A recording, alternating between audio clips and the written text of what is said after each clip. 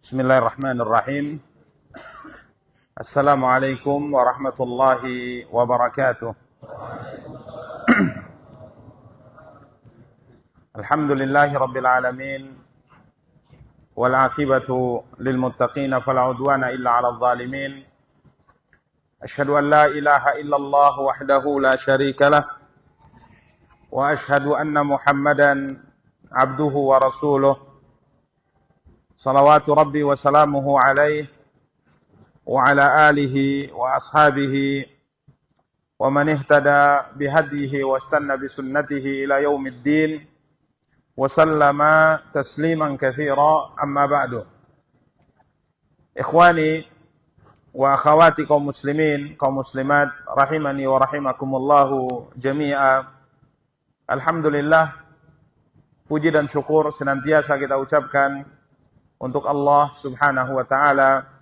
Salawat beserta salam semoga senantiasa dilimpahkan oleh Allah untuk junjungan dan panutan kita Nabi Allah yang mulia Muhammad sallallahu alaihi wasallam. Allahumma anfa'na bima 'allamtana wa 'allimna ma yanfa'una wa zidna ilman wa 'amalan innaka 'ala kulli syai'in qadir. Ikhwani wa akhawati kaum muslimin, kaum muslimat rahimani wa rahimakumullahu jami'a. Biidznillah, pada kesempatan yang berbahagia kali ini kita akan kembali melanjutkan kajian dan pembahasan kita, mencoba untuk membaca dan menjelaskan Kitabut Tauhid karya Syekh Muhammad Ibn Abdul Wahhab rahimahullahu taala, yang pada pertemuan yang lalu alhamdulillah kita mulai mengkaji dan menjelaskan bab ke-50 dari Kitabut Tauhid, babun qaulullahi ta'ala walillahil asma'ul husna fad'uuhu biha wadharul ladzina yulhiduna fi asma'ih sayujzauna ma kanu ya'malun.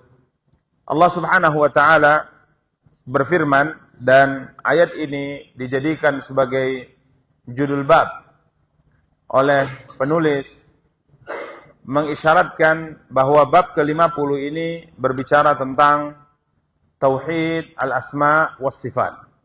Tentang tauhid al-asma was sifat. Tauhid yang berkaitan dengan nama-nama dan sifat-sifat yang dimiliki oleh Allah Subhanahu wa taala.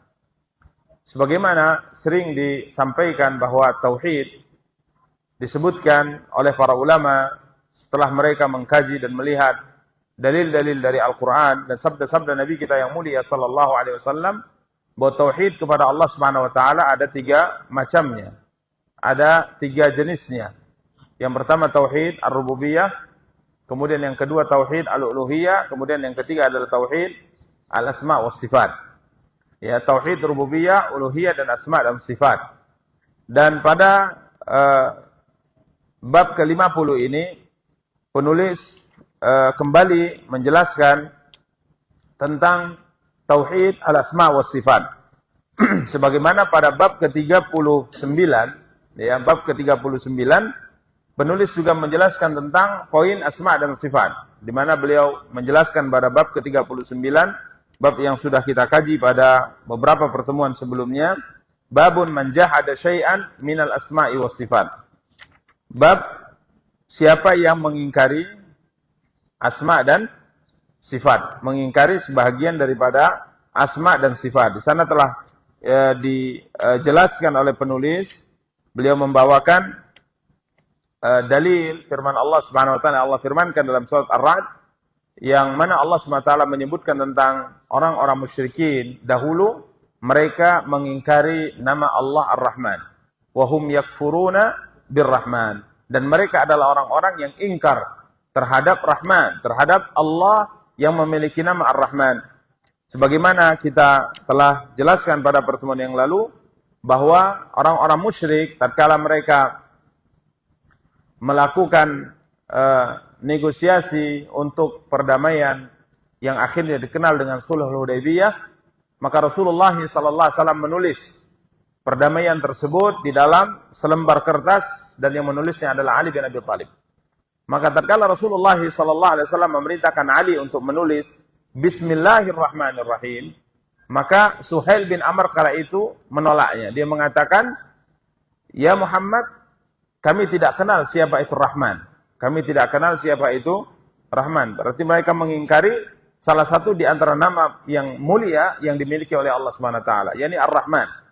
Maka Suhail bin Amr kala itu belum masuk Islam, yang menjadi perwakilan orang-orang kafir Quraisy, dia meminta agar Rasulullah menulis awal daripada kesepakatan dengan kalimat yang mereka ketahui, yakni Bismika Allahumma atau Bismillah, dengan menyebut nama Allah Subhanahu wa taala. Maka Allah Subhanahu wa taala menjelaskan wahum yakfuruna birrahman. Mereka ingkar terhadap nama Allah Ar-Rahman. Dalam bab ke-39 ini, sedikit banyaknya di saat kita mengkaji, kita telah menjelaskan beberapa dalil yang disebutkan oleh penulis rahimahullah ta'ala. Kemudian pada bab ke-50 ini, beliau kembali mengulang terkait dengan asma dan sifat. Beliau jadikan ayat yang mulia ini sebagai judul bab. Surat Al-A'raf ayat 180. Walillahil asma'ul husna. Dan Allah Subhanahu wa ta'ala memiliki nama-nama yang maha husna, yang maha indah. Fad'uuhu biha. Kemudian yang kedua, Allah SWT perintahkan kita untuk menjadikan nama-nama Allah yang maha indah tersebut sebagai perantara dalam doa kita. Kemudian potongan berikutnya dalam ayat yang mulia ini, وَذَرُوا الَّذِينَ يُلْحِدُونَ فِي أَسْمَائِهِ. Allah memerintahkan kita untuk meninggalkan orang-orang yang menyimpang dalam asma yang dimiliki oleh Allah, dalam nama-nama yang maha indah yang dimiliki oleh Allah Subhanahu wa taala.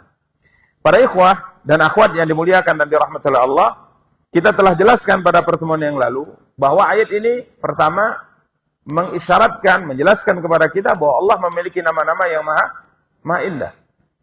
Dan semua kita tahu bahwa Nabi kita yang mulia sallallahu alaihi wasallam pernah bersabda bahwa Allah Subhanahu wa taala memiliki 99 nama. Innalillah tis'atan wa tis'ina isman mi'atun illa wahidah man asaha dakhalal jannah. Sesungguhnya Rabb kita Allah Subhanahu wa taala memiliki 99 nama. Barang siapa yang menghitungnya, dalam artian dia menghafalnya, mempelajarinya dan mengamalkan isi kandungannya, maka ia akan masuk ke dalam surga Allah Subhanahu wa taala. Allah Subhanahu wa taala memiliki 99 nama, bahkan pada bab ke-39 yang kita singgung tadi, para ulama menjelaskan bahwa dia memiliki bahkan lebih dari 99 nama. Namun yang dijelaskan kepada kita, di mana Allah SWT memperkenalkan dirinya dari firman-Nya melalui lisan Nabi yang mulia sallallahu alaihi wasallam, bahwa dia memiliki, yang diajarkan, disampaikan kepada kita, bahwa dia memiliki 99 nama. Ya. Dalam sebuah hadis Nabi kita yang mulia sallallahu alaihi wasallam pernah bersabda, as'aluka bi kulli ismin huwa laka sammaita bihi nafsaka aw anzaltahu fi kitabika aw 'allamtahu adam min khalqika aw ista'tharta bihi fi ilmil ghaibi indaka. Jadi ada nama Allah yang Allah turunkan di dalam kitab sucinya. Ada nama Allah yang Allah ajarkan kepada nabinya. Ada nama Allah yang Allah simpan. Aw ista'tharta bihi fi ilmil ghaibi indaka. Yang Allah simpan di sisinya. Jadi Allah memiliki lebih daripada 99 nama, akan tapi yang Allah turunkan dalam kitabnya, yang Allah sampaikan kepada kita melalui lisan Nabi-Nya sallallahu alaihi wasallam untuk memperkenalkan dirinya kepada kita, Allah menyampaikan berapa? 99 nama. Ya, karenanya kita meyakini bahwa di antara namanya adalah Ar-Rahman, di antara namanya adalah Ar-Rahim, ya. Yang mana Allah mengawali dengannya ayat dalam Al-Quran. Bismillahirrahmanirrahim.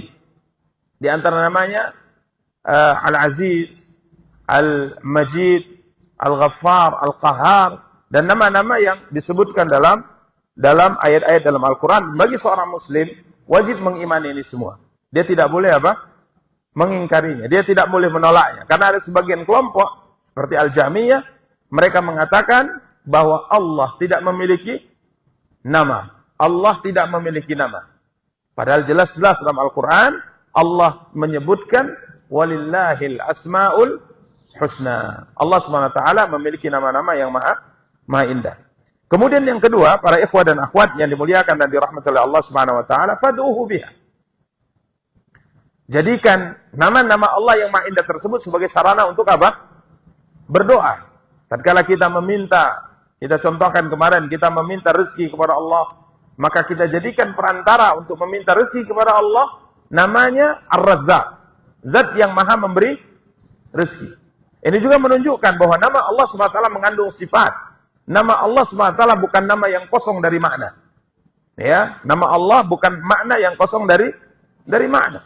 Tatkala dia mengatakan dia Rahman, dia Rahim, maka kita tahu bahwa dia adalah zat yang memiliki sifat apa? Kasih sayang.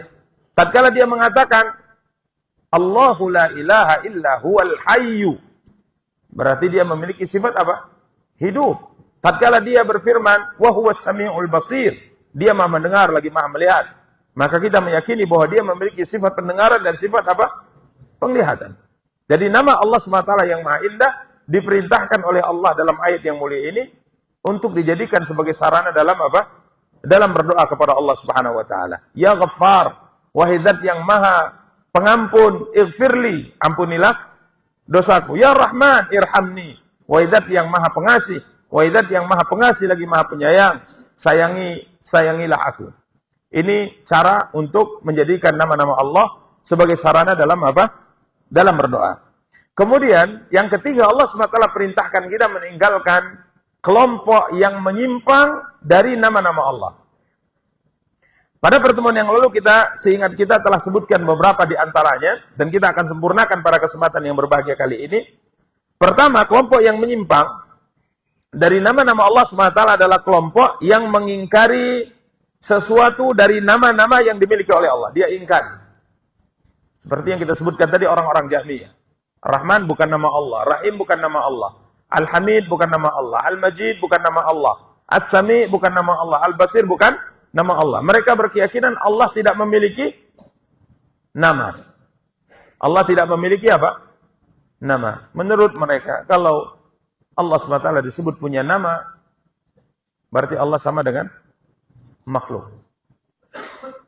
Allah sama dengan makhluk. Ini menurut akal mereka. Akidah kita, akidah Ahlussunnah, mengimani Al-Quran sebagaimana datangnya. Mengimani Al-Quran sebagaimana apa? Datangnya. Tatkala Allah Subhanahu wa taala disebut dalam Al-Quran Al-Wahid. Ya. Al-Wahid, dia zat yang Maha Esa. Dia zat Maha Tunggal. Tatkala disebut Allah Subhanahu wa taala misalnya Al-Basir, As-Sami' dan yang lainnya daripada nama-nama Allah, maka kita imani di semua. Ya, sebagaimana yang difirmankan oleh Allah. Jadi ilhad menyimpang dari nama Allah yang pertama dengan mengingkarinya. Ini penyimpangan. Dengan mengingkarinya. Ini penyimpangan dalam asma dan sifat yang Allah Subhanahu wa taala perintahkan kita untuk meninggalkan jalan mereka. Allah perintahkan kita untuk meninggalkan kelompok yang mengingkari nama-nama yang dimiliki oleh Allah dan mengingkari apa-apa yang ditunjukkan oleh nama tersebut daripada sifat Allah. Ya, jadi ada yang seperti Jahmiyah tadi, mereka mengingkari semua nama dan mereka mengingkari semua sifat. Allah tak punya nama dan Allah tidak punya sifat. Ya. Kemudian ada kelompok yang tidak mengingkari semuanya. Mereka menetapkan nama namun mengingkari sifat. Allah punya nama yang maha indah tapi Allah tidak punya sifat. Jadi sami'un bila sama, basirun bila basar, rahimun bila rahmah, ya, qawiyun bila quwwah, azizun bila izzah, begitu seterusnya. Mereka mengatakan Allah namanya Sami, maha mendengar, tapi tanpa sifat pendengaran. Allah maha melihat tanpa sifat apa? Penglihatan. Disebutkan Allah SWT punya nama Rahman, tapi tanpa kasih sayang. Jadi mereka menetapkan nama mujarradah anil sifat, nama yang kosong daripada sifat. Ini juga kelompok yang menyimpang. Menetapkan nama, menolak apa? Sifat. Atau menetapkan nama dan menetapkan sebagian sifat. Tidak semua sifat mereka tetapkan, akan tapi sebagian apa? Sifat. Yang sayangnya mereka menetapkan sifat yang sesuai dengan logika. Sesuai dengan apa? Logika. Kalau tidak sesuai dengan logika, dengan akal mereka tolak. Padahal ditetapkan oleh Allah Subhanahu wa taala dalam Al-Qur'an.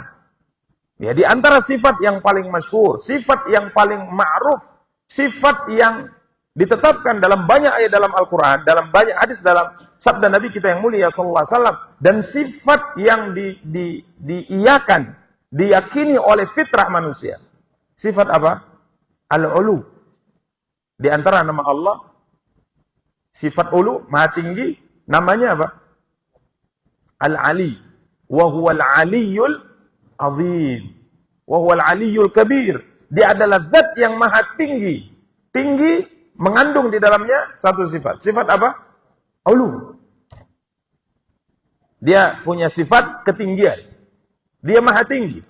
Tinggi zatnya, tinggi sifatnya Allah Subhanahu wa taala. Jadi ini di antara sifat yang diingkari oleh sekelompok orang. Mereka mengatakan bahwa Allah Subhanahu wa taala memiliki nama sebagaimana menetapkan 99 nama dan tidak menetapkan sifat kecuali sifat yang sesuai dengan logika. Sifat yang tidak mungkin ditolak oleh akal. Kalau menurut akal tidak sesuai, mereka akan tolak. Padahal akidah Ahlussunnah menetapkan semua nama, menetapkan semua sifat yang difirmankan oleh Allah dan disabdakan oleh siapa? Rasulullah. Yang kita tidak tahu adalah hakikatnya. Namanya kita tetapkan, sifatnya kita tetapkan. Yang kita tidak tahu adalah hakikatnya. Kaifiatnya kita tidak tahu. Maka Allah SWT punya sifat ulu. Sifat yang maha tinggi. Sifat yang maha tinggi. Ini ditetapkan dalam banyak ayat dalam Al-Quran. Ditetapkan dalam banyak hadis Rasulullah SAW. Bahkan ditetapkan oleh fitrah manusia. Sebagian mereka berkata, Al-Imam Al-Juwaini, dia mengatakan bahwa Allah tidak di luar alam, Allah tidak di dalam alam. Allah tidak di luar alam, Allah tidak di dalam alam. Allah tidak di depan, Allah tidak di belakang, Allah tidak di bawah, Allah tidak di atas. Maka ada seorang mengatakan, ya Imam, tinggalkan semua dalil sam'iyat. Semua dalil yang sampai kepada kita dari apa yang ada dalam Quran maupun dalam hadis. Akan tapi coba hilangkan sesuatu yang ada dalam fitrah saya, dalam hati saya. Karena setiap kali saya berdoa meminta kepada Khalik, sang pencipta kita, Allah SWT, maka secara otomatis hati saya mengarah ke mana? Ke atas. Hati saya mengarah ke atas. Ini bagaimana menghilangkan perasaan ini? Dari lahir ini, dibawa dari apa? Dari lahir. Maka Al-Juwaini kala itu mengatakan, Hayyaranil Hamadani. Beliau ini telah membuat saya bingung. Padahal tadi panjang lebar beliau mengatakan Allah tidak di atas, Allah tidak di bawah, Allah tidak depan, Allah. Bahkan mereka orang-orang yang mengatakan bahwa Allah tidak boleh ditetapkan satu arah untuknya. Berarti tidak boleh kita mengatakan Allah di mana? Di atas. Tidak boleh kita mengatakan bahwa Allah SWT di atas. Karena kalau seandainya Allah di atas, maka ini kita menetapkan jihad, menetapkan arah bagi Allah SWT, layaknya seorang makhluk. Baik, para ikhwah, sifat ulu adalah sifat yang banyak sekali dalil Al-Quran yang mengatakan dia maha tinggi. Artinya maha di atas. Tapi bukan berarti dia maha di atas, kemudian kita katakan bahwa dia diliputi oleh makhluk. Dia tidak butuh dengan apa? Dengan makhluk. Sama seperti firman Allah SWT yang menjadi perdebatan panjang sampai hari ini. Bahkan mungkin sampai hari kiamat. Ar-Rahmanu 'alal 'arsis tawa. Ar-Rahman, Allah Subhanahu wa taala bersemayam di atas arsy. Ini informasi dari Allah kepada kita yang kita imani. Ini informasi Allah sedang menyampaikan kepada kita, memperkenalkan dirinya kepada kita bahwa dia bersemayam di atas arsy. Kita imani. Tapi bukan berarti dia butuh dengan apa? Arsy. Tapi Allah mengatakan dia istawa 'alal arsy, bersemayam di atas arsy. Ala wartafa, tinggi di atas arsy. Kita terima, kita imani tanpa mempersoalkannya. Karena tatkala datang seorang kepada Imam Malik rahimahullah, kemudian dia berkata, "Ya Imam, Ar-Rahmanu 'alal arsy istawa." Allah bersemayam di atas arsy. Kaifa istawa? Bagaimana bersemayamnya Allah di atas arsy? Karena kalau arti bersemayam dalam bahasa Indonesia, arti bersemayam dalam bahasa Indonesia itu seperti saya sekarang. Berarti duduk di atas kursi. Atau seorang raja yang duduk di atas singgasananya dikelilingi oleh para menterinya. Ini bersemayam dalam bahasa Indonesia.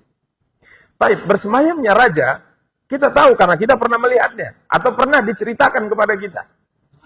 Tapi bersemayamnya Allah Subhanahu wa taala, apakah ada yang menceritakan bagaimana kaifiatnya? Tidak ada.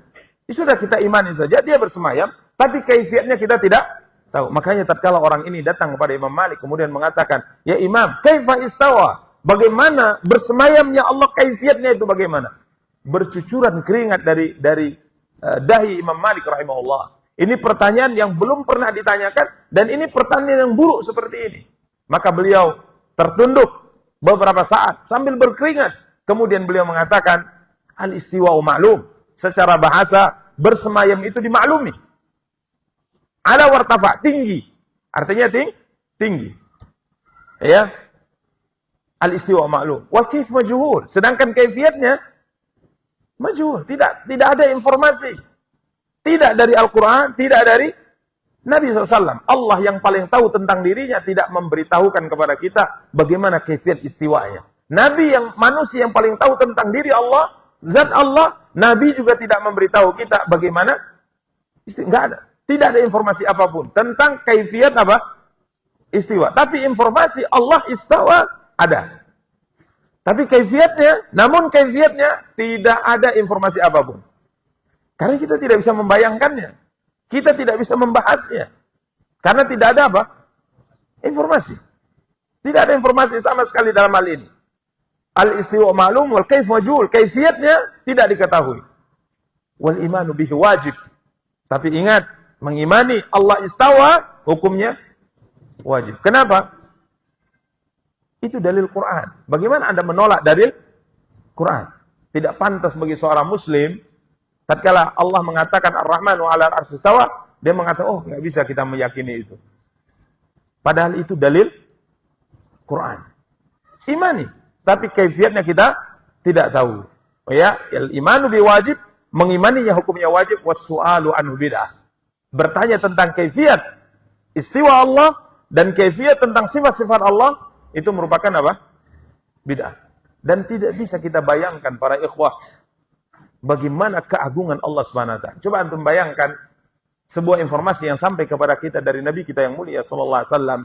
Nabi sallallahu alaihi wasallam bersabda, "Hijabuhun nur.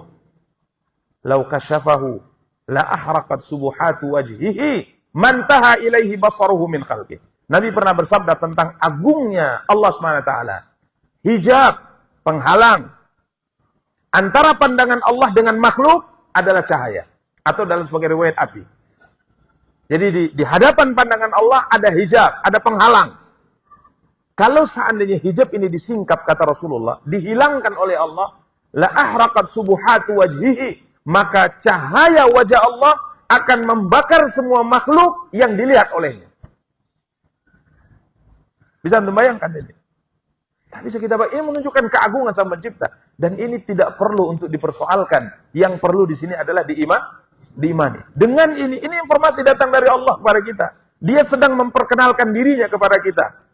Aku seperti ini, aku seperti ini. Kita katakan kami beriman ya Allah, dan ini semua menunjukkan keagungan yang kau miliki. La ahraqat subuhatu wajhihi, maka apabila hijab itu disingkap, maka akan terbakar semua yang dilihat oleh Allah. Ada tidak makhluk yang tidak dilihat oleh Allah? Ada tidak? Tidak ada. Ini menunjukkan keagungan Sang Pencipta Allah Subhanahu wa taala. Karenanya benar yang dikatakan Imam Malik, dan ini kaidah untuk semua sifat yang dimiliki oleh Allah. Di mana istiwa maklum, diketahui maknanya, penjelasan dari sahabat, penjelasan dari tabi'in maklum artinya. Diketahui artinya. Kemudian kaifiatnya yang kita tidak tahu. Allah punya sifat hidup. Allah punya sifat hidup, tapi hakikat hidupnya Allah tidak kita ketahui. Hanya saja kita mengatakan sebagaimana disebutkan, huwal awwal wal akhir. Dia punya kehidupan yang kekal abadi. Dia punya sifat kasih sayang, sifat kasih sayang yang sangat luar biasa. Sifat kasih sayang yang sangat luar biasa yang dimiliki oleh Allah Subhanahu wa taala. Demikian para ikhwah dan akhwat yang dimuliakan dan dirahmati oleh Allah Subhanahu wa taala. Jadi ada sebagian yang menolak semua nama dan sifat, ada sebagian menetapkan nama dan menolak sifat, ada sebagian menetapkan nama dan menetapkan sebagian sifat. Ahlus sunnah menetapkan semua nama dan menetapkan semua sifat. Tidak perlu untuk dipersoalkan. Allah turun ke langit dunia. Ada di antara sifat Allah nuzul, turun. Setiap sepertiga akhir malam ke langit terdekat, ke langit dunia. Kemudian Allah berfirman, siapa yang sholat, aku terima sholatnya. Siapa yang berdoa, aku kabulkan doanya. Siapa yang minta, aku akan berikan permintaannya. Tidak perlu dipersoal. Kemudian dibahas. Kalau demikian, Allah naik, turun. Atau Allah turun terus. Kalau demikian, ya. Karena sepertiga akhir malam di semua tempat itu berbeda. Ya, jadi Allah naik turun, atau Allah tidak perlu dipersoalkan ini. Pesan yang ingin disampaikan Allah kepada kita, bahwa dia di setiap sepertiga akhir malam mendekat ke hambanya. Momen ini hendaknya dipakai untuk mengejar apa yang difirmankan oleh Allah Subhanahu wa taala. Tidak penting ini sepertiga akhir malam Indonesia dengan Amerika berbeda atau tidak. Kalau Anda di Amerika, manfaatkan kesempatan itu. Kalau Anda sedang di Mekah, manfaatkan kesempatan itu. Kalau Anda sedang di Binjai, manfaatkan kesempatan itu. Tanpa mempersoal. Ini menyerupakan Allah dengan apa?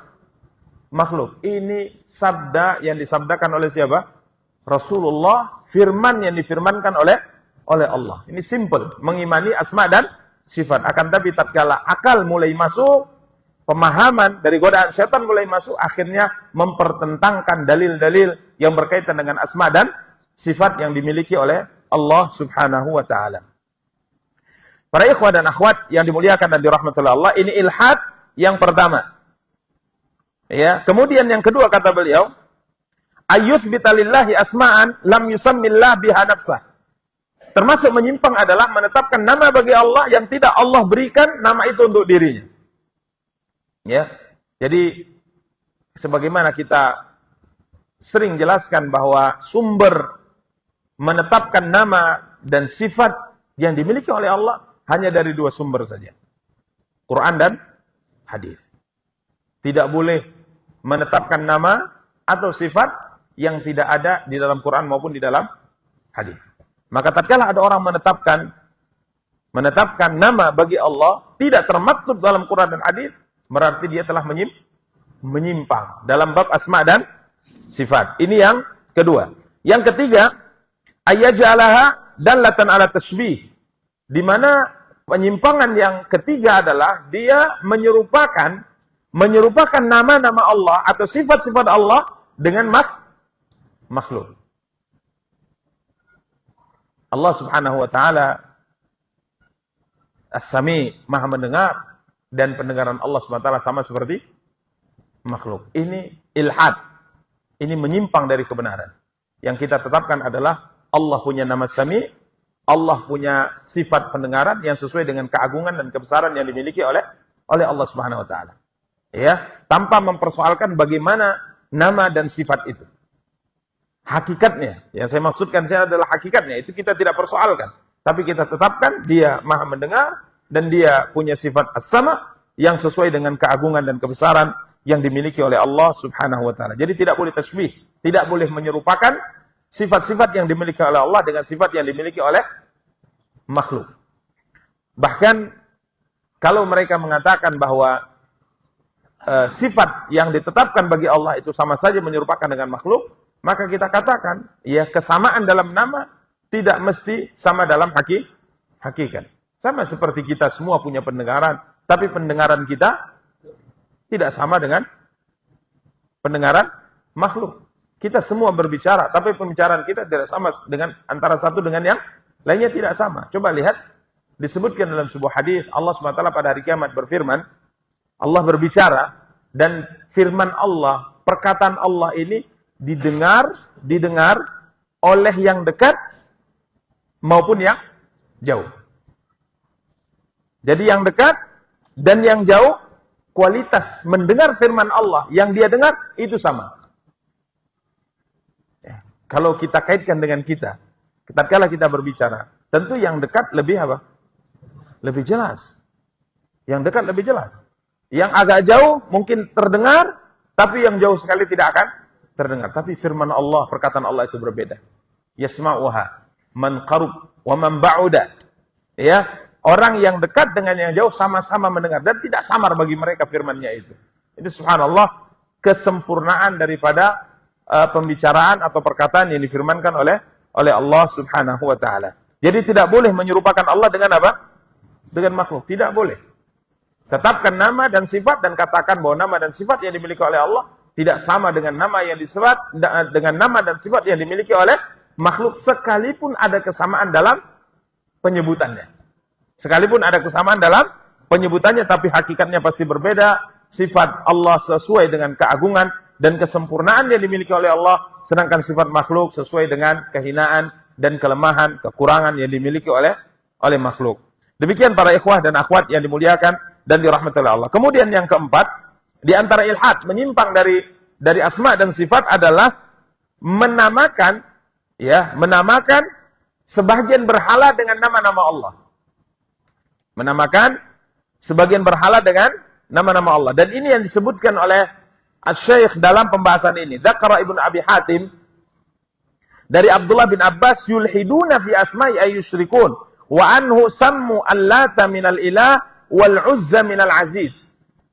Jadi nama berhala diberi nama sebagaimana nama Allah. Ini ilhad, ini penyimpangan, dan disebutkan di sini yang dilakukan oleh orang-orang musyrikin dahulu, di mana mereka punya berhala yang mereka sembah, namanya berhala Lata. Ada berhala yang mereka sembah namanya berhala Uzza, dan yang ketiga Manat.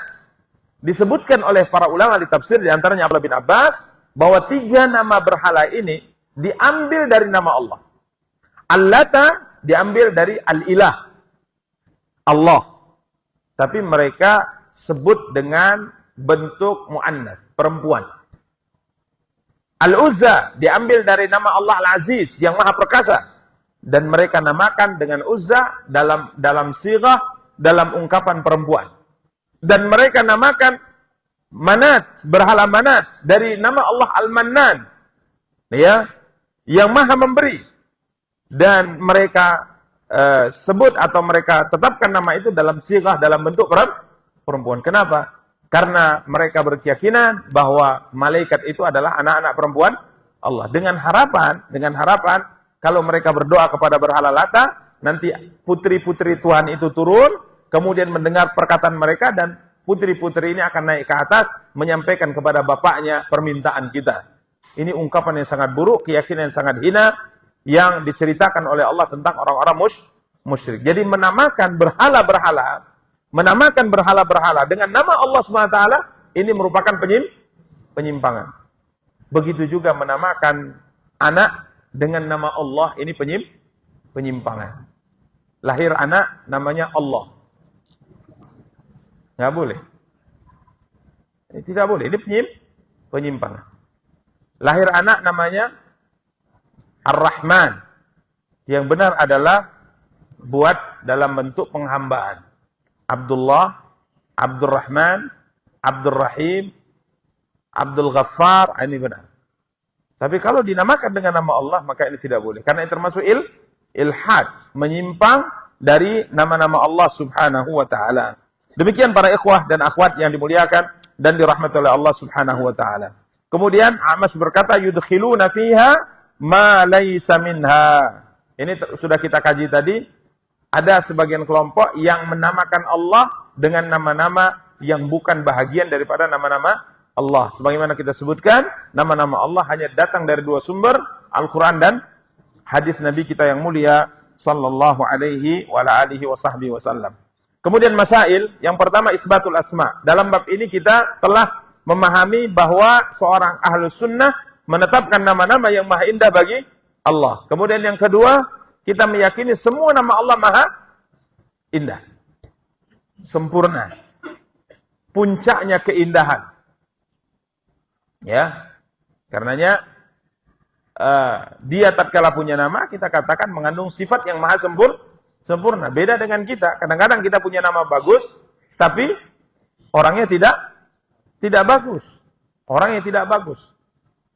Contoh, ada orang namanya Apa ya?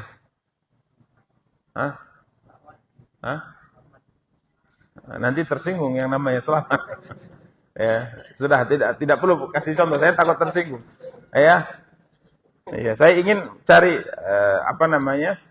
contoh yang tidak dipakai namanya gitu. Hah? Iya, nanti ada namanya Muhammad.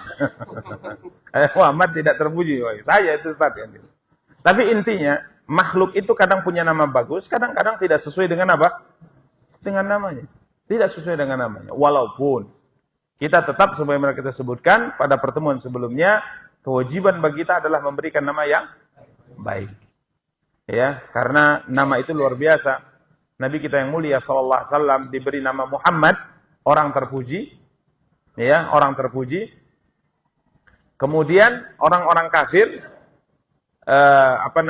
mencela beliau. Orang-orang kafir mencela beliau, menghina beliau. Maka beliau pernah berkata kepada para sahabatnya, apakah kalian tidak memperhatikan bagaimana Allah memalingkan celaan orang-orang musyrik terhadap diri? Mereka, subhanallah, menamai Nabi kita dengan Mudzammam. Mudzammam itu orang tercela. Mudzammam. Itu yang mengajak kita kepada agama yang baru itu Mudzammam. Tapi coba lihat kata Rasulullah, bagaimana Allah palingkan celaan itu kepada mereka. Mereka melaknat Mudzammam, menghina Mudzammam, merendahkan Mudzammam, sedangkan aku tetap namanya Muhammad, orang terpuji. Subhanallah. Ini nama ya. Ini keberkahan nama yang baik. Ya, jadi mereka mencela itu Mudzammam. Tapi tetap mereka harus akui. Mungkin bahasa kita sekarang, KTP akte saya tetap Muhammad. Orang yang terpuji. Mau tak mau kalian harus akui, saya adalah Muhammad. Ini subhanallah. Bagaimana Allah palingkan celaan-celaan orang Quraisy dari siapa? Dari Nabi kita yang mulia sallallahu alaihi wasallam, karena beliau memiliki nama yang sangat bagus. Namanya adalah Muhammad, orang yang terpuji. Kemudian yang ketiga, masalah yang terkandung dalam bab ini al-amru bidu'aihi biha. Kita diperintahkan untuk menjadikan nama Allah sebagai sarana dalam berdoa. Kemudian yang keempat, tarku man 'arada minal jahilin al-mulhidin. Kita dianjurkan, diperintahkan untuk meninggalkan orang-orang yang menentang, orang-orang yang menyimpang dari orang-orang yang tidak paham dalam bab asma dan sifat. Kemudian yang kelima, tafsirul ilhad fiha. Kita bisa memahami penjelasan sebagian para ulama tentang apa yang dimaksud dengan menyimpang. Kita telah sebutkan tadi ada 4 bentuknya. Menyimpang dalam asma dan sifat ada 4 bentuknya. Kemudian yang terakhir, wa'idu man alhad.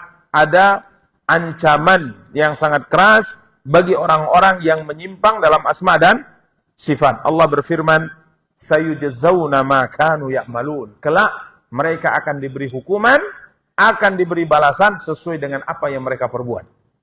Ini ancaman. Allah mengatakan tinggalkan orang-orang yang menyimpang dalam asma dan sifat, kelak Allah akan menghukum mereka sebagaimana yang mereka lakukan. Berarti orang yang menyimpang akan dihukum oleh Allah Subhanahu wa taala. Demikian para ikhwah dan akhwat yang dimuliakan dan dirahmati Allah. Kemudian kita masuk bab 51.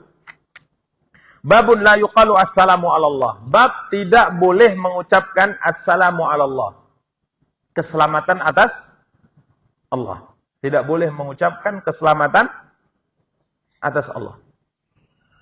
Karena kata assalam itu digunakan untuk mendoakan. Kita bertemu dengan saudara kita, kemudian kita mengatakan apa? Assalamualaikum. Kita mendoakan keselamatan untuk dia. Kita mendoakan apa? Keselamatan untuk dia. Tatkala kita di tahiyat, assalamu alayka ayyuhan nabi wa rahmatullah wa barakatuh. Assalamu alayna wa ala ibadillah as-salihin. Ini doa untuk keselamatan atas nabinya yang mulia SAW. Sedangkan Allah, dialah sumber keselamatan. Bagaimana mungkin seorang hamba mendoakan keselamatan bagi siapa? Bagi Allah. Maka tidak boleh mengucapkan assalamu ala Allah. Ini menunjukkan bahwa dia maha sempurna dalam semua sisinya.